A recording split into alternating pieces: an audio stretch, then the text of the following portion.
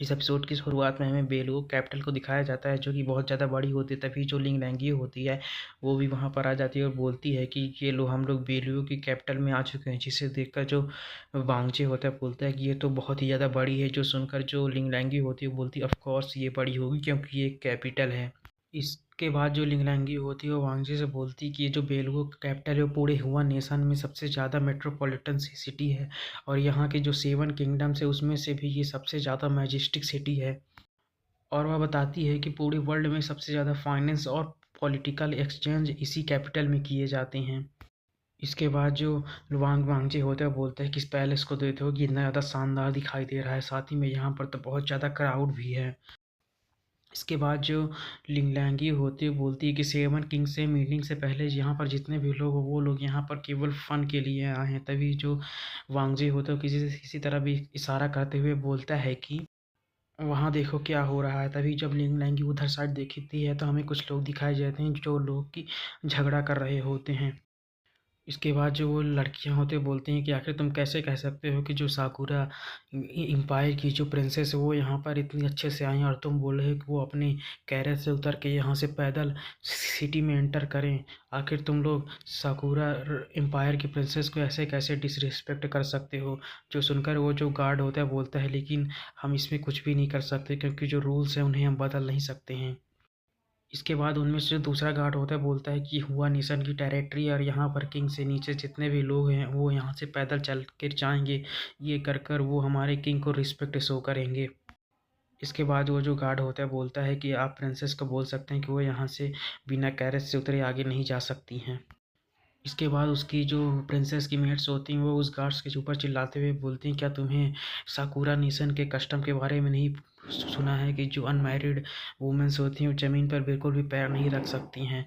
इनसे उनकी जो बॉडी होगी उनकी प्योरिटी नहीं रह जाएगी, इसीलिए उन्हें अपनी बॉडी को प्योर रखना पड़ता है। और क्या तुम्हें शर्म नहीं आती है, क्योंकि तुम ही लोग वो थे जो जिन्होंने कि उन्हें यहाँ पर बुलाया था, अब तुम लोग ही हमें डिसरिस्पेक्ट कर रहे हो। साथ ही में जो हमारा कस्टम है साकुरा नेशन का उसे भी डिसरिस्पेक्ट करने की कोशिश कर रहे हो।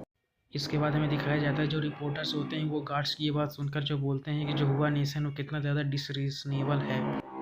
हमने भी साकुरा एम्पायर के ट्रेडिशन के बारे में सुना है कि उन्हें अपनी बॉडी को प्योर कर रखना पड़ता है, लेकिन जो पैलेस के अंदर जाना चाहता है उसे यहाँ से पैदल चलकर ही जाना होगा। उसके अलावा कोई भी तरीका नहीं है कि वे अंदर जा सकें। जो हुआ साकुरा नेशन अब तो वे एक चीज़ में फंस चुके हैं। जो सुनकर एक दूसरा रिपोर्टर बोलता है कि शायद किंग उन्हें किसी तरह का सबक सिखाना चाहते हैं। जो सुनकर एक दूसरा रिपोर्टर बोलता है, ये तो एक घोटाले की तरह लग रहा है।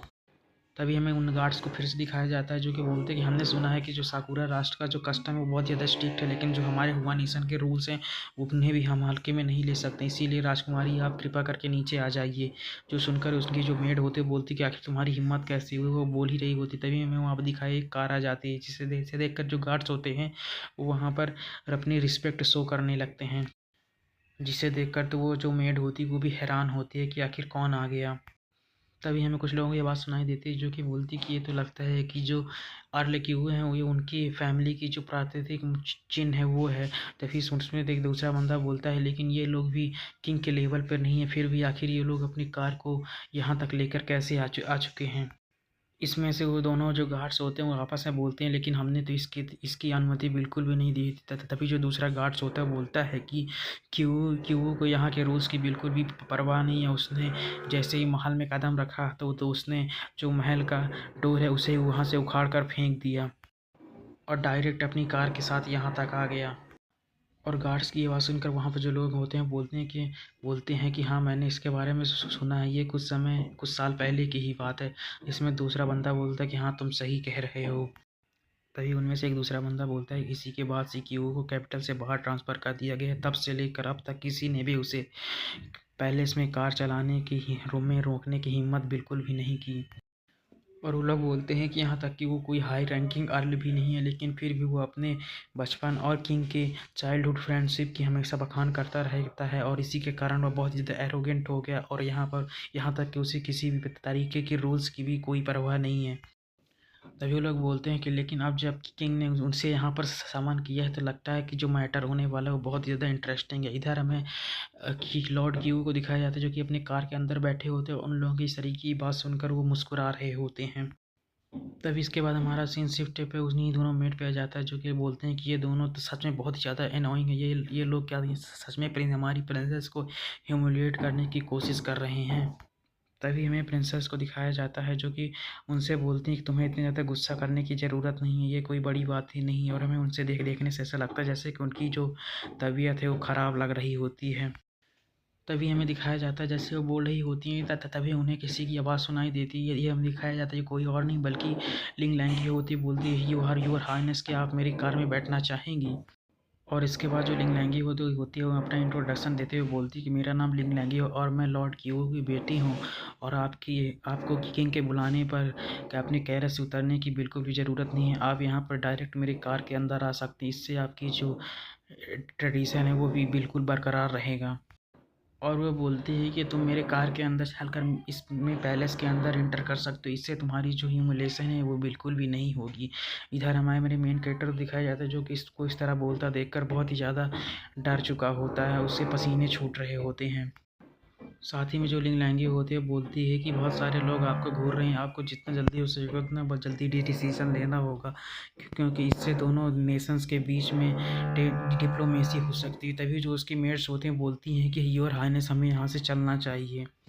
साथ ही में वो जो मेड होती है बोलती है कि 7 किंग्स की मीटिंग में जो किंग्स हैं उन्होंने हमें बहुत कम इन्फॉर्मेशन दी है, और साथ ही वो हमारी रिस्पेक्ट भी नहीं कर रहे हैं, तो हमें जितना जल्दी हो सके यहाँ से चले जाना चाहिए, हमें यहाँ पर बिल्कुल भी नहीं रुकना चाहिए इनके इस तरह के ट्रीटमेंट को देखकर।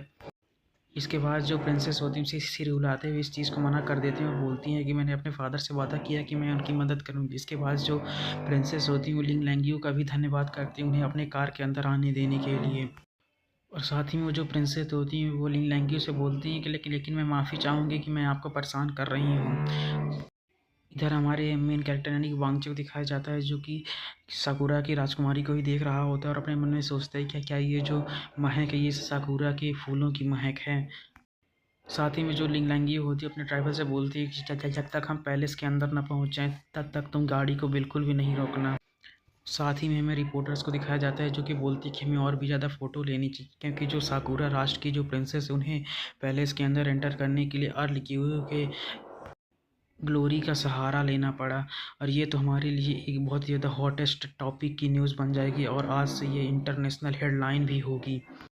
इधर हमें उस प्रिंसेस के मेट्स को दिखाया जाता है, जो कि उन रिपोर्टर्स की आवाज़ सुनकर बहुत ही ज़्यादा गुस्सा हो रही होती हैं और बोलती हैं कि आखिर इन हुआ नेशंस की इतनी ज़्यादा हिम्मत कैसे हुई कि हमारी ये डिसरिस्पेक्ट कर सकें। तभी जो दूसरी मेड होती है उसे रोकते हुए बोलती है कि तुम्हें यहाँ पर गुस्सा होने की ज़रूरत नहीं, क्या तुम हमारे महाराज के प्लान को यहाँ पर ख़राब करना चाहती हो गुस्सा होकर। जिस चीज़ को सुनकर वो मेड शांत हो जाती है, बोलती है कि मुझे पता है कि आखिर क्या करना है।